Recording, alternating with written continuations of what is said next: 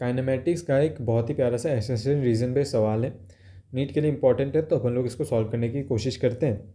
Assertion हमसे कहता है कि average velocity of a particle over a certain time interval is zero. हमें पता है कि जो एवरेज वेलोसिटी होती है it is nothing but equal to total displacement upon total time, ये ज़ीरो है।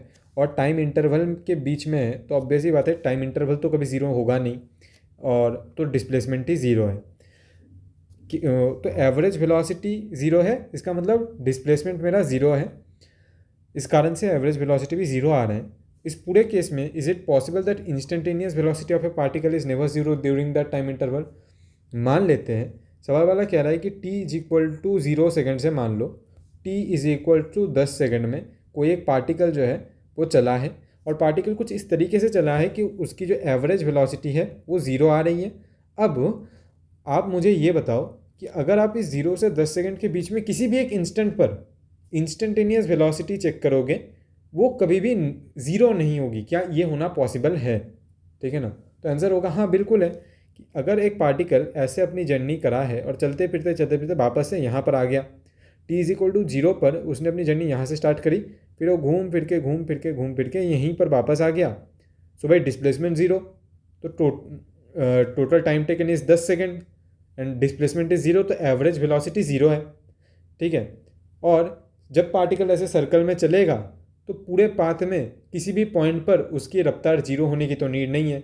जैसे कि यूनिफॉर्म सर्कुलर मोशन पड़ा होगा, हर एक पॉइंट पर इसकी जो स्पीड होगी वो तो भाई 5 मीटर पर सेकेंड रह सकती है, 20 मीटर पर सेकेंड रह सकती है, और डायरेक्शन भी अलग अलग होगी। तो भाई ये तो एक जो है नॉन यूनिफॉर्म वेलोसिटी है, राइट। वेलोसिटी कांस्टेंट ही नहीं है, वेलोसिटी की तो दिशा बदल रही है।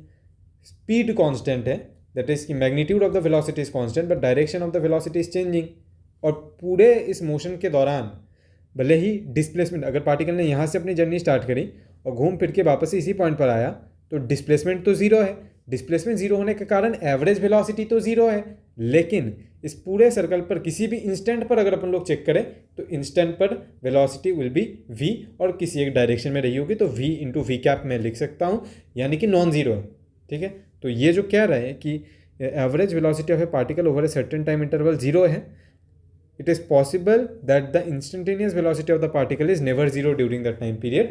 इसका एक बहुत ही बेहतरीन उदाहरण सर्कुलर मोशन है, ये अपन लोगों ने सीख लिया।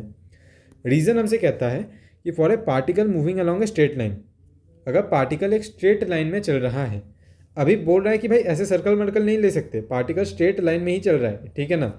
If it's average velocity over A time interval is zero, अब बोल रहा है स्ट्रेट लाइन में चलते चलते इसकी एवरेज वेलोसिटी जीरो हो गई, यानी कि डिस्प्लेसमेंट अपॉन टाइम जीरो हो गया, यानी कि डिस्प्लेसमेंट जीरो हो गया।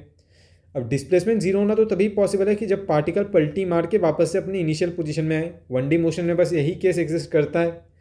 then there must be at least one instant within that time interval when the instantaneous velocity is zero।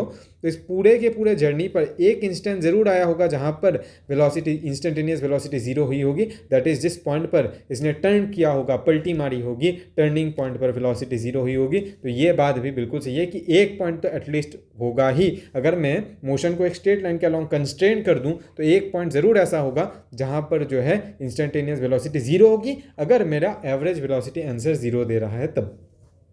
तो एसेशन भी करेक्ट है, रीजन भी करेक्ट है, but obviously reason is not the correct explanation of this assertion, तो answer will be our option number 2।